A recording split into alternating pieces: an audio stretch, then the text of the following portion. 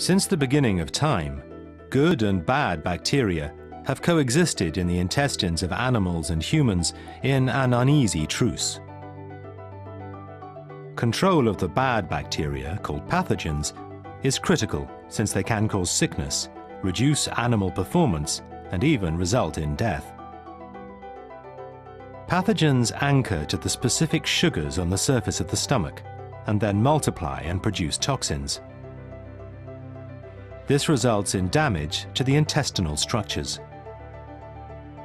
Peering through the mucin cloud which shrouds the intestine, the resulting destruction may be seen. The concentration of pathogens on the ends of the villi eventually causes pieces to break off. The villi in turn respond by releasing more mucin in an attempt to wash away the invaders, but usually this only results in less nutrients being absorbed. In the 1950s, animal producers discovered that feeding low levels of antibiotics in feed could control the pathogen numbers, and this practice continues in some markets today. However, antibiotics are not selective and can also kill beneficial bacteria.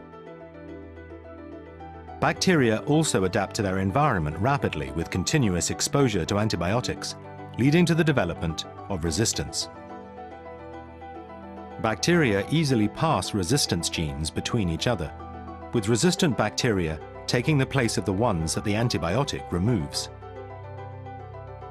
This mechanism is similar to the one that allows pathogenic bacteria to anchor to the sugar structures on the villi. Once anchored, the resistant genes, called plasmids, transfer across the link, making both bacteria resistant. This leads to serious health concerns for both animals and humans. 10 years ago, researchers in the United States made a breakthrough. By borrowing a trick from nature, they found a brilliant and elegant solution. These scientists from the company Alltech discovered a method to release specific complexes from yeast that mimicked the sugars to which pathogens attach. Commercially known as biomass, this is now included at low levels in animal feed. In the intestine, biomass acts as a decoy by attracting pathogens that attach to sugars on its surface rather than the villi surface. Once immobilized, the bacteria are harmlessly removed. Eliminating pathogens naturally brings mucin production back to normal, leading to a healthy villi surface. Animals fed biomass absorb nutrients more easily, get fewer diarrheas, and perform better. In addition, biomass can block the passing of antibiotic resistance between bacteria. This means that antibiotics work better when animals are sick and really need them.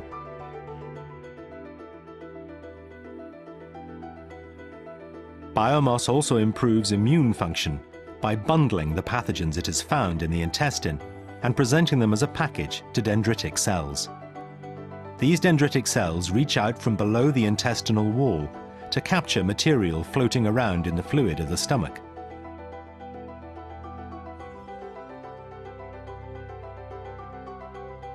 They digest the package of pathogenic cells and present pieces to what are called T cells.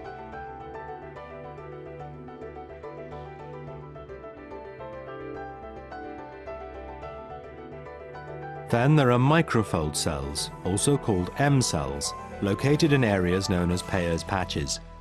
These can also capture biomass.